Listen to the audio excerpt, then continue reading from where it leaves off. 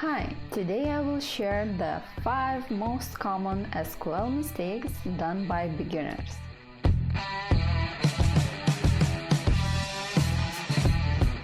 The most common mistake for SQL beginners is to get everything, meaning every row and every column from the table. And if you don't know what you are doing and how big this table is, you can crash the database. And funny story, I did once, I did twice that in my career, and even if I didn't use select everything from the table, still the database crashed since it was a production database and it was very sensitive, and even a little bit bigger query could crash it. So you shouldn't be writing select everything from wanted table.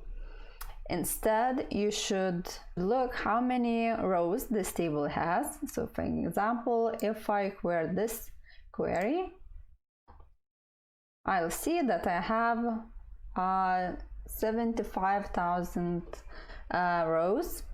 And since I don't know if my database is very, fragile or not, I shouldn't do the select asterisk from the table. So now when you know how many rows your table has, you can a little bit guess if the select everything from the table would crash your database or not. But if you don't have the experience, you can run some other queries, and I would suggest running those every time when you want to know what columns do your data table has, and maybe what are first 100 or 1000 values of this table. So for example, if you want to do that in SQL Server, you can write this kind of query. For example, select top 1000 rows. I will get all the columns in the table by selecting this, or I can write it just the asterisk instead of all the columns, or I can determine what columns I would like to.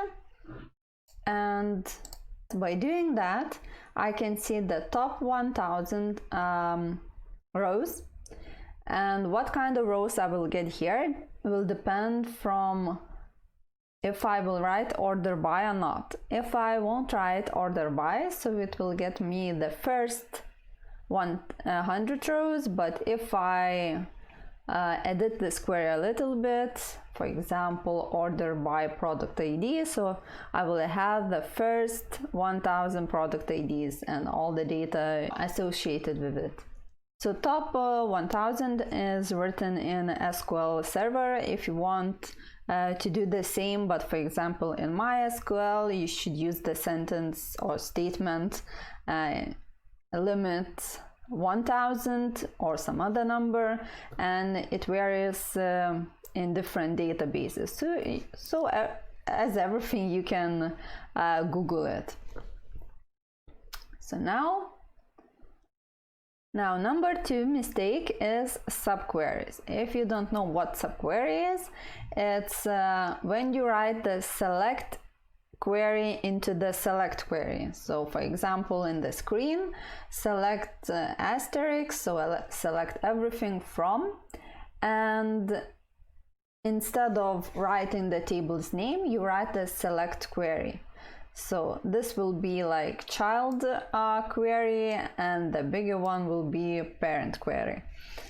And I don't know why students always tend to do that, because these subqueries are using a lot of resources and they are not the optimal choice of writing SQL queries. So if you can avoid them, please do, because I had the case in my experience when some reports crashed because there were coming more and more data in them, and all the SQL statements were written with subqueries, and even like this one, you can rewrite it to, for example, like this, just selecting what you need, and you don't need to do this one. I don't know why you should do that, but I saw the cases when people are doing this.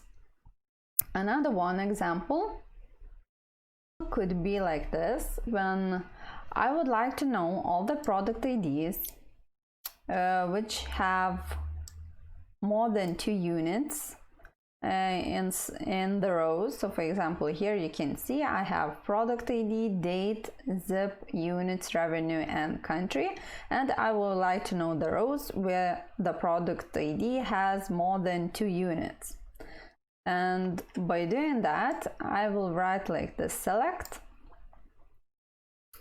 and then I will write the parent query select everything from CA sales where product ID in this subquery. So this subquery will generate me the product IDs, as I said before, which have more than 2 units in the row, and by writing this, I will have all the associated data with this product IDs. But still, I can write this SQL query in more optimal way by writing this one. So for example, first I will get all the product IDs as before. Their units are more than 2. And now I will put these IDs into temporary table. So if I run that one, I will get again 111 rows.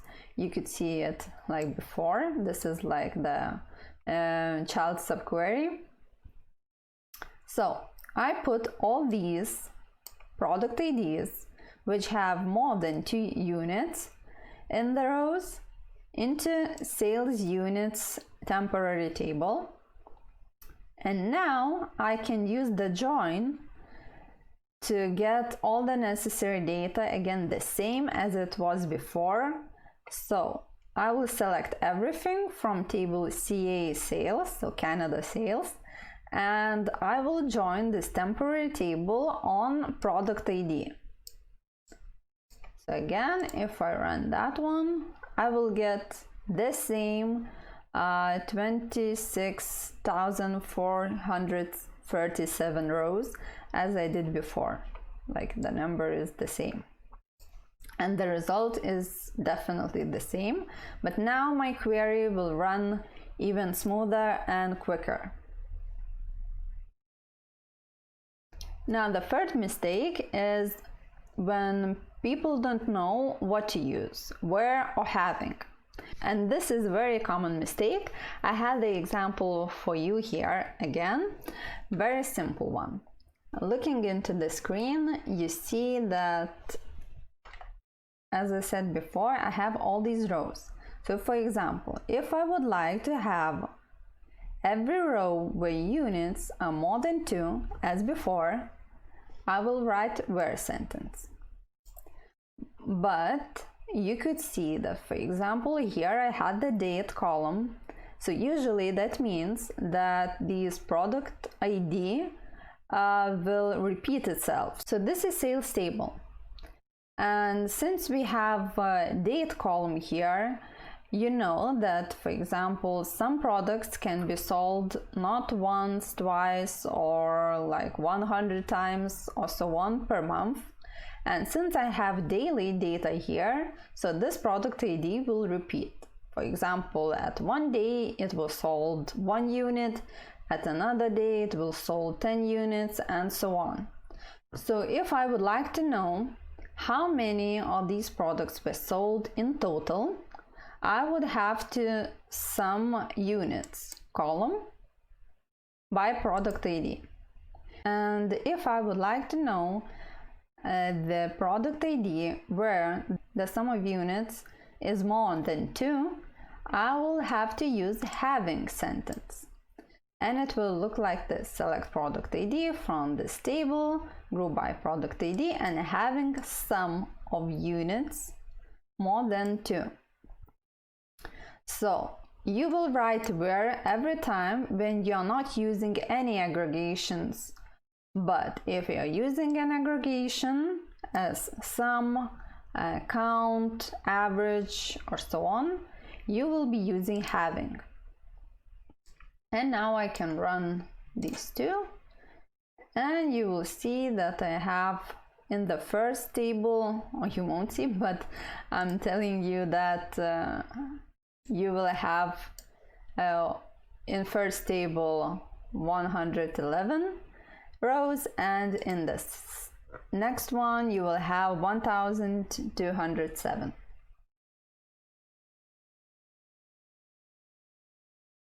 And now you can see by running these queries how the table would look like. So for example, if I will have all the product IDs and all the units, and I will order it by first column. So here, as I said, I have like product ID. At one day it was sold 1 unit, and another one 1 unit, and so on, and with all of these product IDs.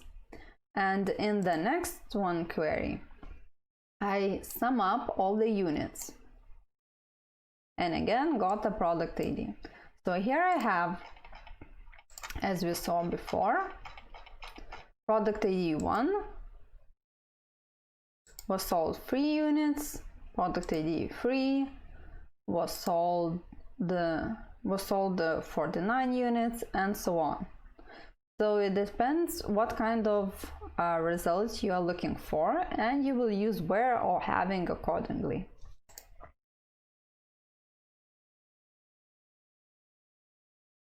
The fourth mistake, and when people do not know what is the difference between cross join and inner join. I don't know why it came up in my practice, because for me it's like very different sentences in SQL.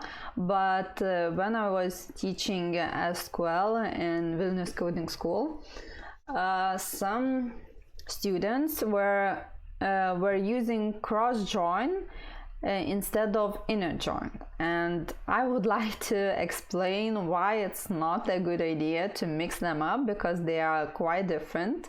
So for example, I have this illustration. Cross join is when you will write select asterisk from table 1, cross join table 2, and in cross join each row from the first table joins with all the rows from another table. If first table contains x rows and y rows in the second one, the result will be x multiplied by y rows. So you can see here, as I said, if I had the first one, it will be joined with all of the second table. Second value with all again second table's value, and the third one again with all the table 2 values. So now if I, for example, select only top 5 rows from the Canada sales table and put it in the temporary table first 5, I can. And now I have, for example, product ID 1 and product ID 3. Now I have another table, product name. So I have product ID and the name of it. And if I cross join both these tables, so every first 5 value will be joined with the product name values. And now I will have this huge table. I will put it like this. You will see the difference. So now, first table is this one, where I have 5 rows, and the second table I have 4 rows. And now if I cross join them, I will have 5 multiplied by 4, so 20 rows here. And as you can see, the product 1 pencil, product 1 pencil, product 1 pencil, and now here I have it, paper, paper, next one scissors, and another one ruler. So now I don't know if the product ID is paper, pencil, scissors, or ruler. And if I would like to know, I should use inner join. Before going there, I wrote here the one more expression how cross join could be written, and this is the old syntax, but still it's working. So for example, this one gives me the same result, the same 20 rows. But as you can see, you can write it like shorter than this version. And now going back to inner joined. So as I said, if I would like to know what my product ID 1 represents, is it pencil, scissors, paper, or what I have here, ruler, I have to write inner join on and join it on product ID. So if I run this one, I will have the same 5 rows from first 5 table, and now adding product ID and name from the product name table. Now I know that the first product ID is pencil and the third is paper. This one, yeah. But if still I would like to use cross join here, I can write it like this. Select everything from first 5 table, cross join it with product name, but plus adding where statement, where product ID from the second table matches product ID from the first table. And now you can get again the same result. But I would not suggest using that, because first SQL matches all the rows between them, cross join them, and then it will execute where part, and will have all the matching product IDs. So it's not the optimal thing to do. And the last mistake is, I think, the most important one, not practicing enough. And here I have like one example where you can practice it online. So I will put this link in the section below, and we can go to Wire-Free Schools, and here you have some exercises with different kind of topics in SQL, and here you can write, for example, select asterisk from customers, show answer. Oh, it puts it in blue. Okay, if I submit the answer, I will get the correct one. And of course, you can find a lot of databases online where you can download it for free. And one of my favorite is Sakila for MySQL database, and you can find a lot of exercises, again, of course, in different places in the internet, where you can use this Sakila database and try to practice your SQL writing skills. So now you know my 5 most common mistakes in SQL. And did you do any of them? Or maybe you have something to add? Either way, let me know in the comments below. Thanks for watching, and if you're new here, subscribe to this channel, like this video if you liked it, share it with a friend, and as always, see you the next time. Iki!